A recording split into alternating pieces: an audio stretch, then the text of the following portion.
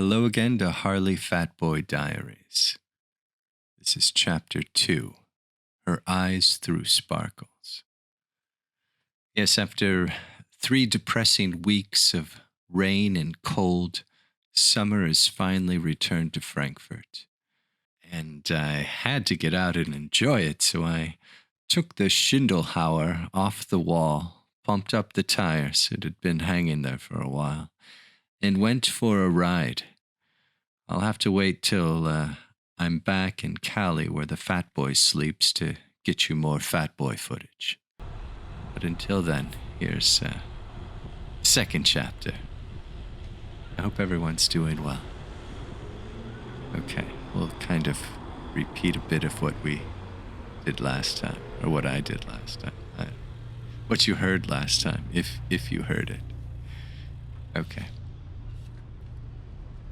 I've got this book to write, but I don't know how to start.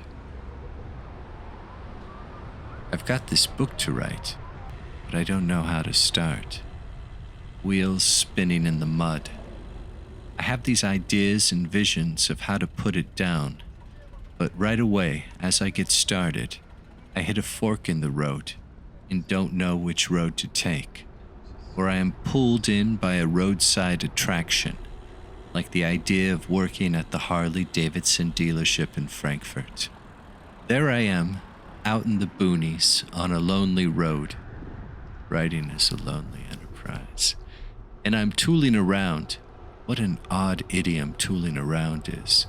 Without a destination, when I see the orange and black of the HD dealership in my head, and I think to myself, getting a job there is exactly what I need. I don't want to be toiling away with a pen at the kitchen table in my bathrobe, or at my desk on the machine. That's not life. It'd be great getting out and dealing with people, laughing and bantering, shooting the chute, being a social creature. So I trimmed my beard and oiled my boots because that's what a workman does. And I hit the pavement early, which for me meant a solid hour before noon. The air was crisp and there was a bounce in my step. I would be starting a new job. I knew it. They would let me do some work in the shop, even though all I've ever done on bikes is change the fluids. With a manual and YouTube and quality tools, I could do anything on a motorcycle. If you can remove an oil filter from a 103 Softail, then you'll have no problem getting done whatever needs done getting, I told myself in a Central Valley accent. I don't know if I did that. Shall I try it? No, let's continue. And I'm sure I could have gotten it done if I hadn't stopped at that coffee place, that caffeine station, a German version of the ball and chain Starbucks. As I was standing in line, my buoyant confidence was punctured by faces and the noises from those faces. Each turn of my head, movement of my eyes, and vibration of my eardrums pricked my composure. I was amid monsters, waiting for the same elixir as them. I could hear the air escaping. I was an inflatable man being gutted. All the air was bleeding out of me. Is there a name for such an affliction? I was second in line, staring at the back of a head that had been hit with Agent Orange or some other defoliant, the invaders wanting a helipad at the top of the man's head. He had a flaky yet oily scalp. I'd say seborrheic dermatitis, but I ain't no dermatologist. It was one of those moments when your spaceship hiccups and begins to stall. Maybe flying around in daydreams is a coping mechanism.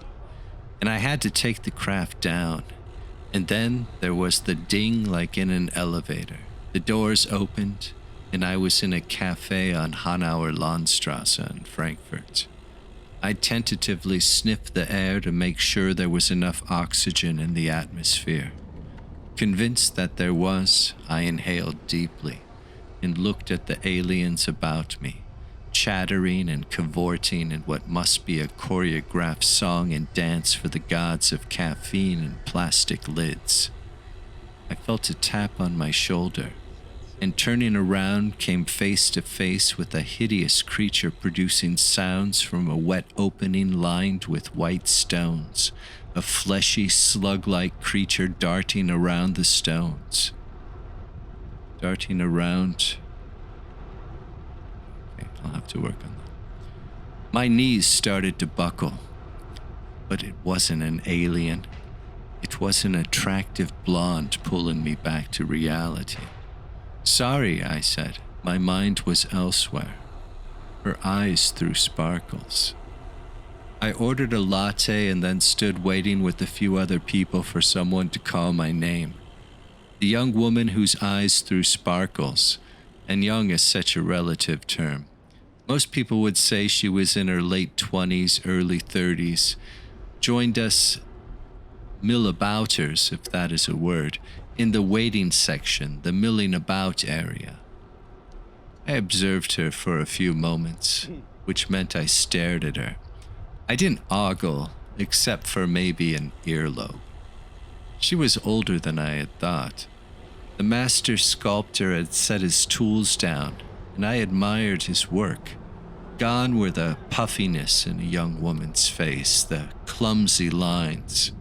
The transition from girl to woman was complete, from writing with a crayon to a fountain pen. She had cheekbones that took me to the southwest, 2 plateaus to get lost on, and maybe it was the Ernest Dowson poems I read as a young man, but I was sure I could see clouds in the distance if I could stand upon one of those plateaus, dark clouds that had passed. She had seen some storms and was sensitive to the weather, and I noticed she felt my eyes on her. She turned her head and our eyes met for a second time. I wanted to look away, but my eyes refused to budge. I would like to say that the moment swallowed or enveloped us and we basked in eternity and we'd both look back on that moment and see fireworks punching colors in the sky. Or at least I'd look back on that moment and see fireworks. And who am I kidding? I'm the type of person who remembers moments that go unnoticed or are discarded by most. It could be my character, the way I was raised, my perspective, what I saw that she didn't see. A small constellation of freckles on the bridge of her nose, near where the bridge meets the forehead. 5 dots, 5 stars. I don't know if that means anything, but it meant enough for me to project them into a blank sky of my mind. The 5 stars form a coffee cup in that sky. She asked me where I was from.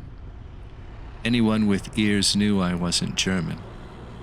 My accent was still thick with potatoes, even though I've called Germany my home for over 20 years. Ich komme aus California, aber ich wohne hier in Frankfurt. Warum lebst du hier und nicht in Cali? She asked, pronouncing Cali. Oh, I didn't do that, huh? Und nicht in Cali, she asked, pronouncing Cali like a beach girl from down south, or say Santa Cruz, the last stand of the hippies. I said, I'm here because I needed to meet you, or something along those lines. It wasn't as cheesy as that, but it was up there with any of my most cringeworthy lines. I've uttered on the stage when I knew the gods had put the spotlight on me. It may have worked if we were both in our 20s, or at least if I had been wearing a fresh, inexperienced face. I could have also pled youthful exuberance, and with emotions and hormones running miles ahead of my befuddled brain. I would still argue youthful exuberance, but my face would not make a credible witness. Amazingly enough, the cheese worked. Mature, wise women can still appreciate a man who can be a goofball. Us goofs, especially if we are successful and have managed to keep a full head of hair, are rare and colorful birds in the flocks of deadened faces. Or maybe you're successful because you've avoided most of life's left hooks. Or even better, those hooks connected and you're punch drunk. And I felt punch drunk. This lady, this woman, this creature with the freckle constellation and lips that I could watch for hours. And it was thrilling seeing those lips make a smile. Oh yes. Oh, and I felt punch drunk. I think I skipped that. I don't know if it has to do with the release of chemicals affecting neural activity, or a construct of time and place and the smell of coffee and the noises of voices and steamers, warming and foaming milk, or maybe you describe it to past lives. But whatever it was, we hit it off and were instant pals. She said, so it was in the stars that we'd come together. It's a nice idea. A nice idea? This is nothing less than a miracle, I exclaimed. The good Lord bestows a gift upon us, and all you've got is nice? I am unsure if I said that in German, but it would have come out as a jumbled mess if I had. But as I said, we were like instant buddies. And I don't know why, as I've also stated, but we got to talking. And I told her I was on my way to the Harley-Davidson shop to get a job. She asked if I was a mechanic, which made me feel good. But mechanics must have something... Oh. She asked if I was a mechanic, which made me feel good, because mechanics must have something going on upstairs and be good with their hands. Oh God, I should really continue with this, but that's all I transcribed from the notebook to the type or to the word processor. Okay, darn it. All right, so that's it for this week. But I hope you have a good one, and yeah, I'll do more next week. I'll try to get more. I don't know. I hope you enjoy it. I hope you had. Let's see. I think it's going to be a nice story. All right. Have a lovely week. Summer's back if you're in Germany, so that's great. And I hope you're doing well wherever you are in this world.